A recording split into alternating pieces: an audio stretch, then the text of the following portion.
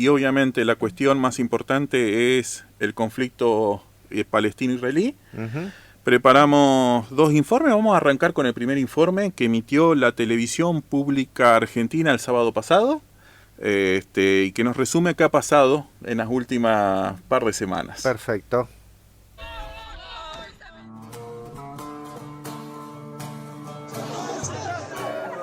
Desde el 7 de octubre, cuando la organización salafista palestina Hamás lanzó desde Gaza un raid sin precedentes en el sur de Israel, asesinando a unos 1.400 civiles y militares y secuestrando a 2 centenares de personas, incluyendo a familias enteras, niños y ancianos que fueron arrastrados al enclave costero como rehenes, el país se encuentra ante una de las mayores encrucijadas de su historia.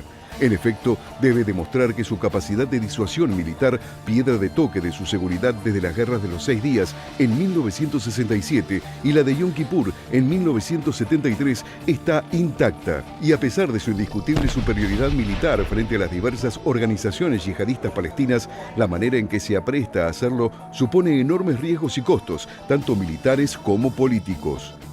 No es el primer conflicto entre Hamás e Israel, que ya se enfrentaron de modo limitado en 2008, 2012 y 2014. Pero esta vez el objetivo israelí es distinto: terminar definitivamente con la amenaza de Hamás y evitar toda posibilidad de que un fallo de inteligencia como el de hace 2 semanas pueda repetirse.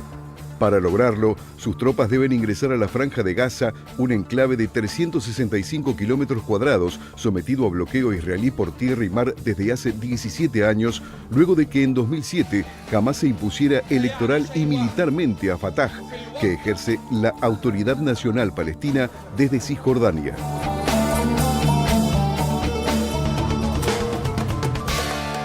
Yoav Gallant, ministro de Defensa de Israel, declara: básicamente habrá 3 etapas. Primero, destruiremos a la organización Hamas, destruiremos sus infraestructuras militares y gubernamentales. La siguiente fase, luego de esto, será más prolongada, que es una fase de estabilización del sistema. Y al final, alcanzaremos una situación en la que no habrá un régimen de seguridad completamente distinto aquí, donde vamos a tener total libertad de acción y no habrá amenaza desde la Franja de Gaza.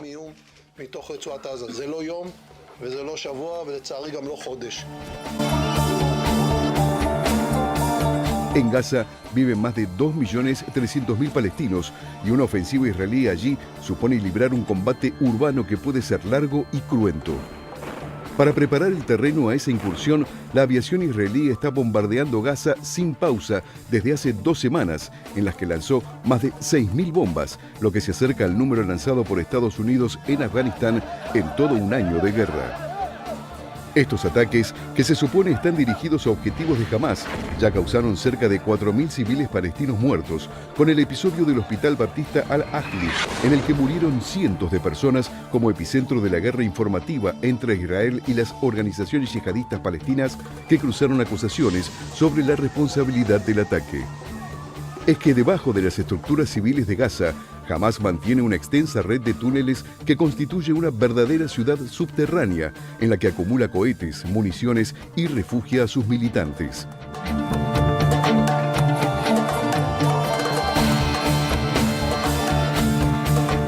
Osama Hamadán, vocero de Hamas, declara: si el combate continúa, puedo decirle que todos los escenarios están abiertos y lo que tenemos bajo la manga en nuestra resistencia todavía no terminó. Lo que mostramos es solo una parte de todo lo que tenemos. La mayoría de los analistas considera que la milicia integrista no solo calculó cuál sería la dimensión de la respuesta de Israel a la masacre, sino que su objetivo es precisamente arrastrar a las fuerzas israelíes a un combate urbano, casa por casa, en un terreno preparado para infligirles el mayor número de bajas posibles y donde Israel no podrá hacer pesar la ventaja de sus blindados y su aviación.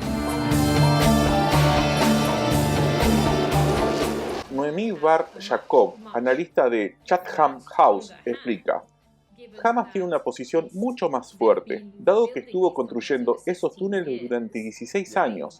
Ha estado gobernando Gaza, tiene una ciudad subterránea y son ellos los que la controlan, no el ejército israelí. Y sin duda tendieron trampas para los soldados israelíes, no hay ninguna duda de eso.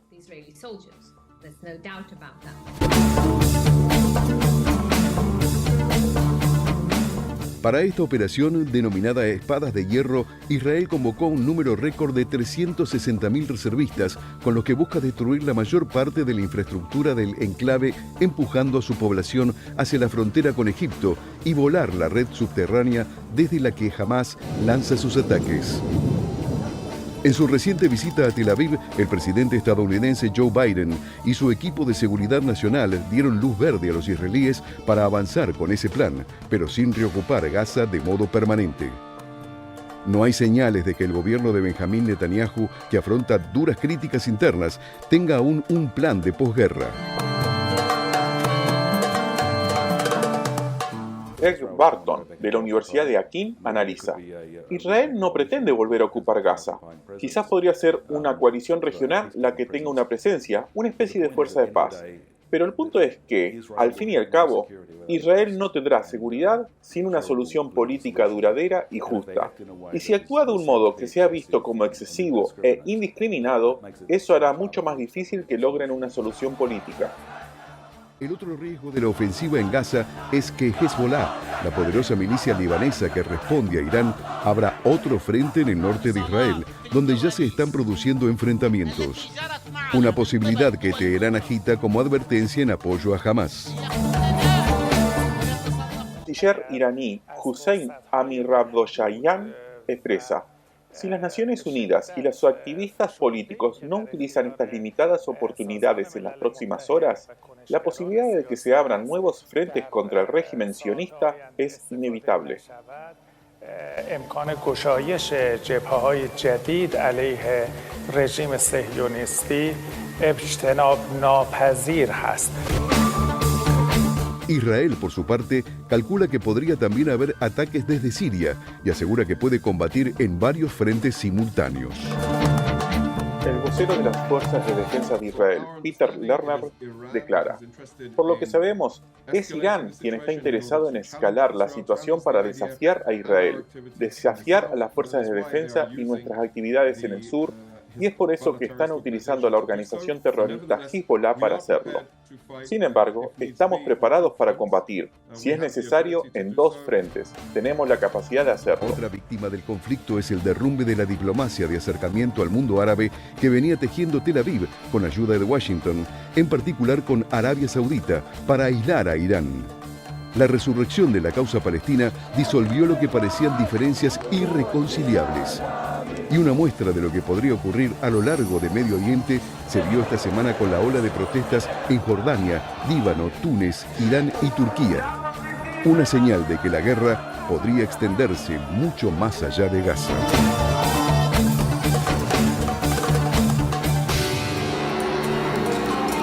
Bueno, y acá estamos de regreso.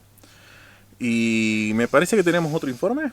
Tenemos otro informe que nos parece muy interesante y la verdad que está bueno recomendarlo. Nosotros hicimos un resumen de un video de un youtuber muy conocido, ya a esta altura del partido, en donde presenta algunas mentiras que se dicen en torno al conflicto entre Israel y Palestina.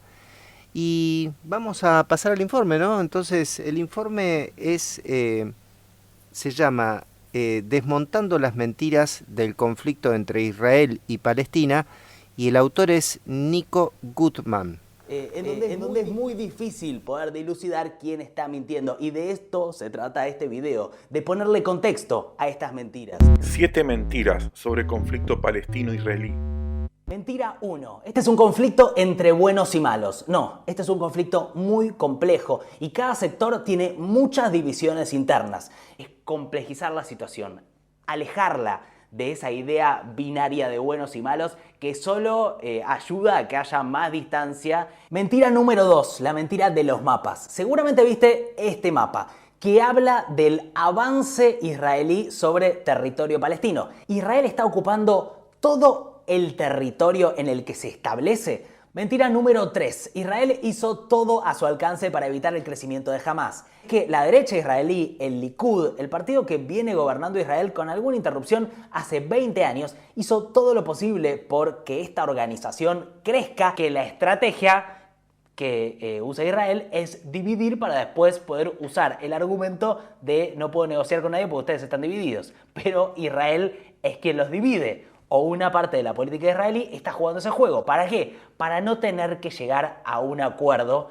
con los palestinos. Mentira número 4. Hamás es una organización que quiere la paz. Hamás no quiere ir por la vía del diálogo, quiere ir por la vía de la lucha armada. Esta intención de Hamás va en línea con la línea más dura de Israel, con el Likud y con la ultraderecha. Centralmente, Hamás no quiere la paz y lo que está intentando es llevar la situación solamente a un escenario de confrontación armada. Mentira número 5. Israel no ejerce ningún tipo de violencia sobre los palestinos. Claro que Israel ejerce una violencia permanente y cotidiana sobre el pueblo palestino, pero es una política clara de los religiosos y de la derecha israelí avanzar sobre el territorio palestino. Y finalmente, mentira número 6.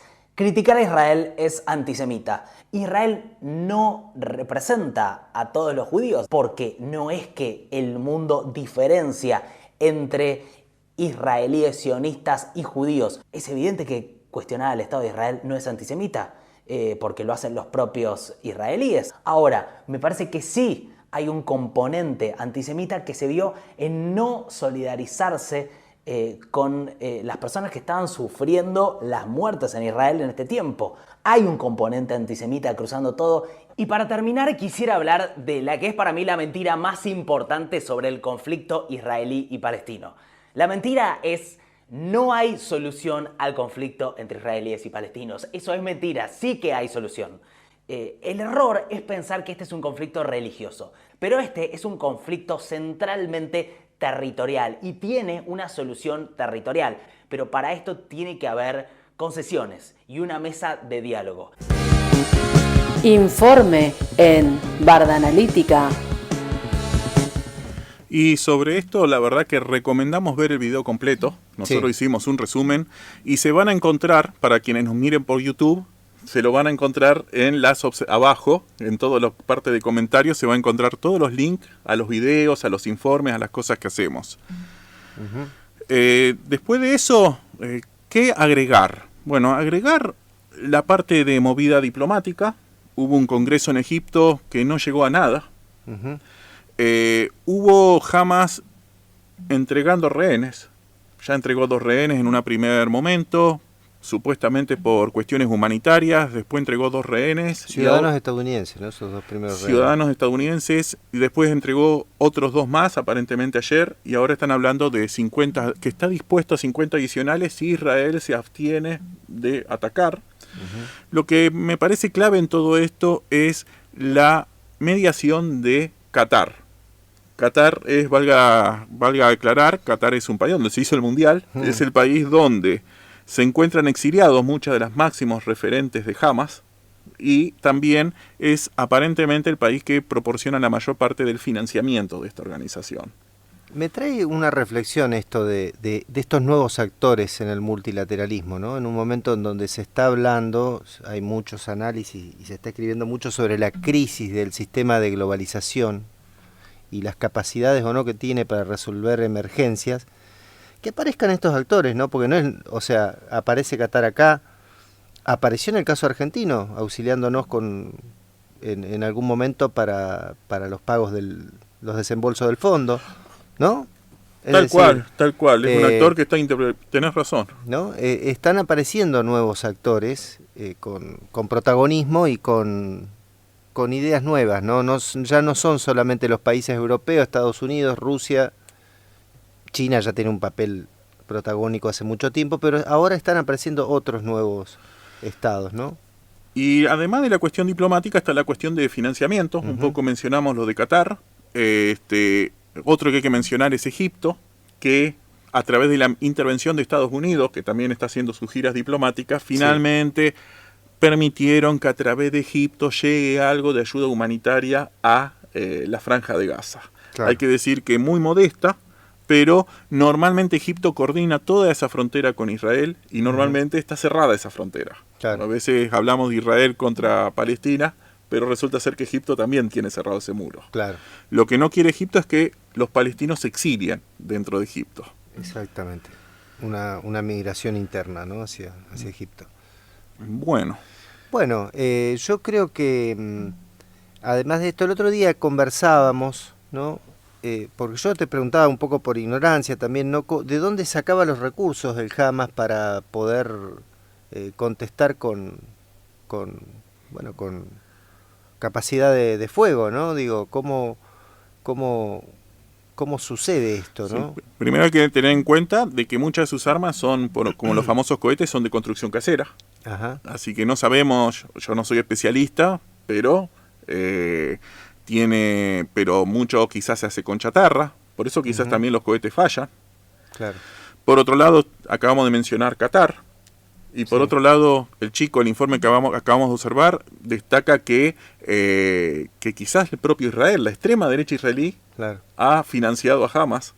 Así que quizás parte del financiamiento de Hamas y del apoyo de materiales viene desde la misma frontera israelí. Claro, evidentemente hay como una polea de transmisión, una retroalimentación, ¿no? Entre la extrema derecha israelí, encabezada por Netanyahu, que quiere una solución conflictiva, y Hamas, que también quiere una solución conflictiva.